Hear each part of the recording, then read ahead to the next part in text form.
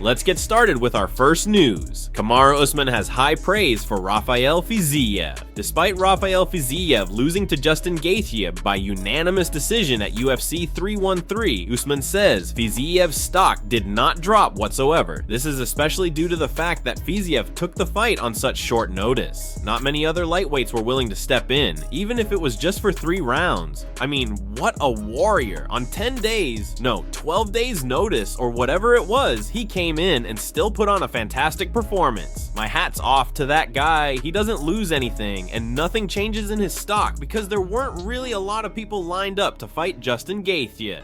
Yeah, they said they were, but then all of a sudden they were too heavy, or they needed more time, or they wanted a little extra check on top of it. So, you know, it is what it is. Both guys went out and put on a fantastic performance. This was the fight that kept the audience awake, kept them alive, and it was a star-studded crowd. They kept me awake in there, so shout out to them. Justin Gaethje, man, I'm so proud of little bro. He delivers every time. He's able to go to a place and fights right away that it takes me, I'm being honest, some time to build into that spot.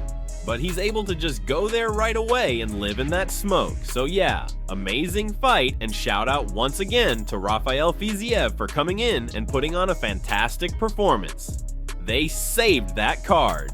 Moving on to the second news. Brendan Schaub claims Alex Pereira got robbed at UFC 313. Magomed Ankalaev outpointed Pereira over 5 rounds to earn a unanimous decision, courtesy of 49-46, 48-47, 48-47 scorecards from the 3 judges cage side at the T-Mobile Arena in Las Vegas. However, not everyone agreed that the right man won. After the biggest UFC card of the year so far, speaking on his Thixie Boy podcast, Schaub confidently argued that Pereira won rounds 1, 3, and 5, while also criticizing Poirier's game plan for the fight.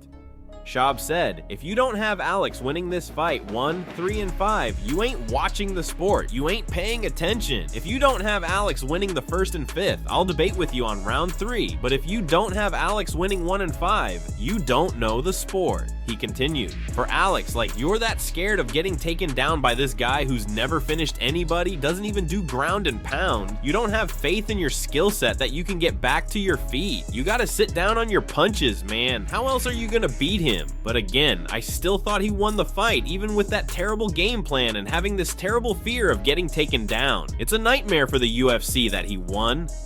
A nightmare. Look at Dana's face. You can tell by his face. He's looking at Bruce Buffer and he just goes, "Damn, it's a nightmare that Ankalaev's champ." Michael Bisping responds to Brendan Schaub. Bisping has responded to everyone who thinks Alex Pereira beat Magomed Ankalaev at UFC 313 this past Saturday. Speaking on his Believe You Me podcast, Bisping and co-host Paul Felder jokingly mocked Brendan Schaub for scoring the fight in favor of Pereira. Bisping said, "There's people online calling it a robbery. I don't know if you saw this. People like Ariel Helwani said that Pereira should have won. Brendan Schaub has done a big video saying that Pereira should have won. Oh, here we go. I did not think Alex Pereira won that fight at all." Paul Felder chimed in, "So that would mean you thought Ankalaev won round 5, I guess." Bisping replied, "Yeah, you don't know what the hell you're talking about. You don't know the sport, Paul." Bisping also made a short breakdown of round 5 and explained why Ankalaev did enough to win that round and the fight overall. He said, "In round 5, the one that's in question, it's crazy because 2 judges did give it to Alex Pereira, which I do find kind of wild. I thought it was a shutout. 4 rounds to 1, Pereira takes the first, and then it gets, was it the best fight? Number, was it a domination? Number. But if you had to score it for someone, I think Ankalaev was the one going forward, the one pressuring, the one trying to get the takedowns, the one controlling up against the fence, the one landing big knees, and certainly the one landing the bigger, more relevant punches and landing more of them. He was ahead on the strike count. In the 5th round, he landed a couple of good knees, had some control time,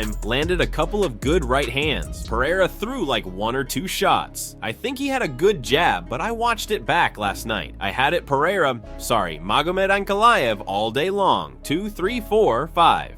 Moving on to another news, Jiri Prochazka fires back at fraud Magomed Ankalaev. This all started after Prochazka sent messages to Pereira and Ankalaev after UFC 313, offering to fight both rivals for his next outing. Despite a cordial call-out from Prochazka, Ankalaev didn't respond kindly. He called Prochazka a fraud and discredited his case for a title shot. Now, during a recent appearance on the Ariel Helwani show, Prochazka clapped back at the new UFC light heavyweight champion after his social media taunts. Prochazka said, "I want to go with Ankalaev because his style and his mouth. What he's saying is something I don't like. I like all the people. I like everyone, except him. But he is too much." Except his last tweet on me. Yeah, I don't know, man. He doesn't know me. He doesn't know me personally. Okay, one thing I can say to Ankalaev, he can think whatever he wants, but I know that the only person who is a fraud is him, because when I met him at the UFC Performance Institute in Las Vegas, he was there. He was very nice, friendly, hello, nice to meet you, all good, and right now he's a superstar and a big gangster. Right now he's playing this game and he is hyped in that. I understand, he won the title against the worst performance of Alex Pereira, and the only fraud person here is Magomed.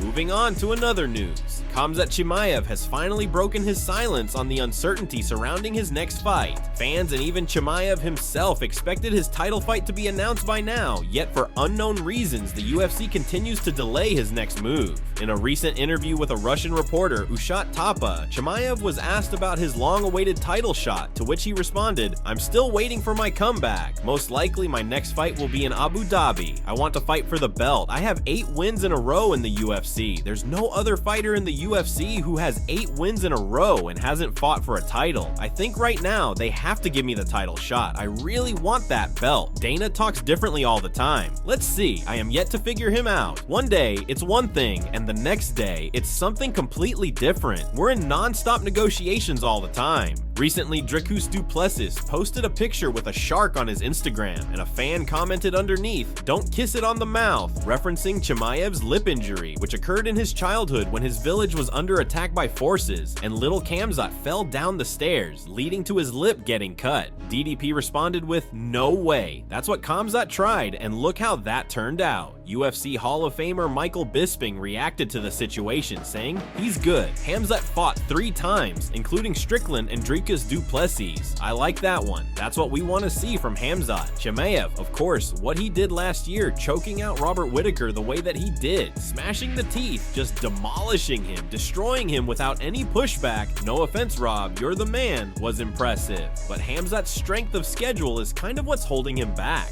Moving on to another news, Paddy Pimblett reveals his plan after winning the UFC belt on the UFC 314 Volkanovski versus Lopez card. Paddy the Baddie will have a chance to cement his place in the top 10 at 155 pounds when he faces off with number 7 ranked Michael Chandler. After making his debut on the lightweight rankings, Pimblett is currently ranked 12th ahead of his fight with Chandler at the Kia Center next month. Despite having a ways to go before inserting himself into the title picture, the Baddie is already planning for his title reign. During an interview with Schmo MMA, Pimblett said that his first title defense could be against Conor McGregor at Anfield Stadium, the home of Liverpool FC.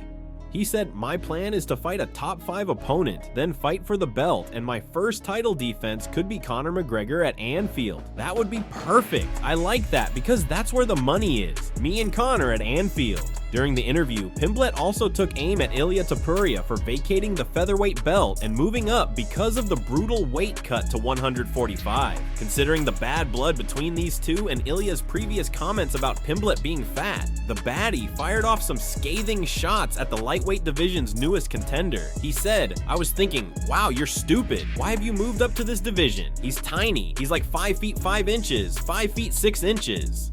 I don't understand. He has the audacity to call me fat when he's saying he can't make 145 anymore. It just doesn't make sense. I think he ran from 145 to be honest, because he knew Volkanovski coming off a knockout loss 12 weeks earlier would give him a much tougher fight than their first fight. And then he also had Evlov and Lopez to fight. I would have had a lot more respect for Ilya if he would have defended the belt 2 more times. Then I think he would have been able to keep his belt and not have to vacate it and move up and fight Islam or whoever has the belt at the time, but I don't think he deserves a straight title shot. considering Topuria said late last week that fans won't believe who his opponent is when the time comes. It'll be interesting to see how things shake out. Moving on to another news, Jamahal Hill and Conor McGregor go off on Alex Pereira's ex-girlfriend. Speaking of Alex Pereira, Jamahal Hill went off on Pereira's ex-girlfriend for her comments towards him after the fight. This is what Hill had to say. A lot of people have already seen the video of the ex-girl that he was with, you know, that he cut out of his life because she wasn't being real and things like that, coming in and trying to take shots. That's lame as hell. I'm just going to keep it real. That's really lame for her to do. She's married, got a husband, you know what I mean? That whole situation and whatnot. It's like, bro, how have you not moved on with your life from then? This was like over a year ago. You can really tell whoever was the plus side in the relationship, who was really offering the other person more, given more than they were being offered, and they feel a need to keep trying to use their name and drag them back into the situation or the view of that person. Shout out to Hill for defending Alex Pereira. We agree with Hill. That video was lame for celebrating Alex Pereira's loss, all because he doesn't want to be with you. Even Conor McGregor went off on Alex Pereira's ex for her comments, writing, "Fugly, wash your box." Moving on to another news, Joe Rogan breaks silence on the Khamzat scam. Last year, Khamzat Chimaev wound up facing the wrath of members of the MMA community who invested in his Smash cryptocurrency coin when it turned out to be another pump and dump scheme. In recent years, cryptocurrency pump and dump scams have been on the rise, with projects getting involved with a wide range of celebrities, from athletes like Khamzat and Scottie Pippen to influencers like Haley Welsh. Shortly after launch, however, the price of the coins plummeted, leaving fans who bought in with a fraction of their original investment. The way Joe Rogan sees it, however, anyone who was dumb enough to take a gamble on buying a meme coin like Smash doesn't deserve much sympathy. During episode 2286 of his Joe Rogan Experience show with guest Antonio Brown, Rogan weighed in. This one coin that Khamzat Chimaev, the UFC fighter, released, they were claiming that he did a pump and dump, and they were like, "You ripped off your fans." I'm like, yeah, you can't rip off your fans, obviously, but also, I don't know if the people that are buying those coins are fans. I think they're gamblers. I think those people are just gamblers, and they're just trying to figure out, okay, if I buy in now, they probably got like their finger over the sell button, waiting for it to hit a certain number and cash out. Especially if you get a famous guy like Khamzat or someone else to tweet about it and make it a big deal, and then the price goes up, and then you just pick a peak number. When it hits that number, that's it. Who are these people? And why do they think they were going to make money on a coin? Most of those people are not getting tricked. They're like scamming. They're trying to figure out, they're hustling. They're trying to figure out when to buy, when to sell, make it big. Are we mad at the casino when someone blows all their money playing roulette?